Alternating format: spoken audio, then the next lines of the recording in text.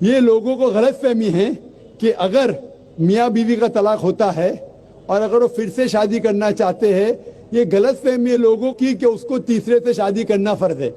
قرآن میں صاف طور پہ لکھا ہوا ہے، سورہ بقرہ میں سورہ نمبر 2 آیت نمبر 228 سے لے کے 242 تک طلاق کا پورا ڈیٹیل دیا گیا ہے، کس طریقے سے طلاق دیا جاتا ہے۔ پہلے میں نے کہا تھا کہ آپس میں سمجھوتا ہونا چاہیے، نہیں ہوتا ہے تو گیٹ این آربیٹر، ایک بڑے کو بلاؤ، شوہر کی طرف سے بیوی کی طرف سے سمجھوتا کرو، نہیں ہوتا ہے تو طلاق بولنے کے بعد عدت کے 3 ماہ ہے۔ قرآن میں لکھا سورہ بقرہ سورہ نمبر 2 آیت نمبر 228 کہ 3 ماہ، 3 مہینے، 3 menstrual cycle is the period of عدت۔ 3 مہینے کے بعد the divorce is completed۔ لیکن 3 مہینے کے درمیان اگر میاں بیوی واپس میں رجوع ہونا چاہتے تو ہو سکتے، طلاق نہیں ہوتا ہے۔ لیکن اگر 3 مہینے تک رجوع نہیں ہوتے اور الگ ہو جاتے اور 1 سال بعد انہیں خیال آتا ہے ارے ہم نے غلط کیا، ہم پھر سے شادی کرنا چاہتے، تو قرآن کی آیت ہے سورہ بقرہ سورہ نمبر 2 آیت number 232 do not prevent the woman from marrying the former husband. آپ عورتوں کو اپنے پرانے شوہر سے شادی کرنے سے مت روکیے، تو وہ عورت پھر سے اپنے پہلے شوہر سے شادی کر سکتی ہے، لیکن نیا نکاح نیا مہر، نیو میرج نیو مہر۔ No no no, what you are seeing is a misconception. I'll come to it۔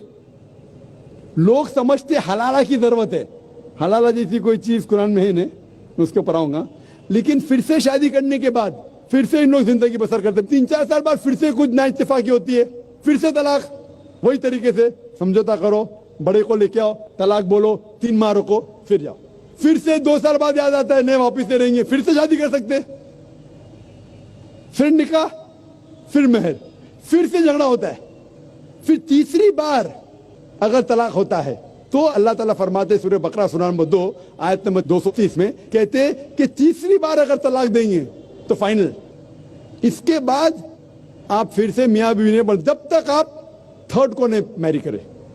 اس میں کیوں؟ یہ شادی بیاہ گڈا گڈی کا کھیل تھوڑی ہے، بچپن میں گڈا گڈی کا کھیل میں شادی کرو پھر سے طلاق دو، ایک دن میں 10 بار شادی کر سکتے، برابر نا؟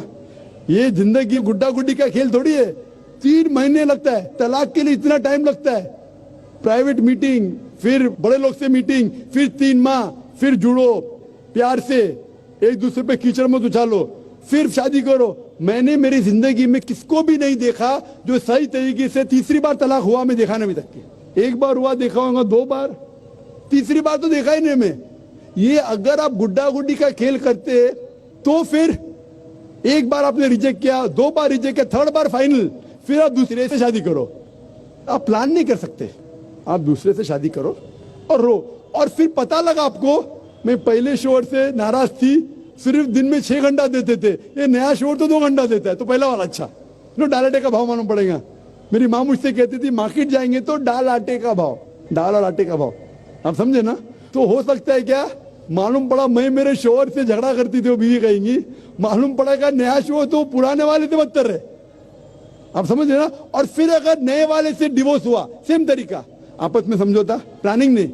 اگر پلاننگ کریں گے کہ ایک رات تمہارا ساتھ سوؤں گا اور پھر طلاق دینا، یہ حرام ہے، آپ سمجھ رہے نا؟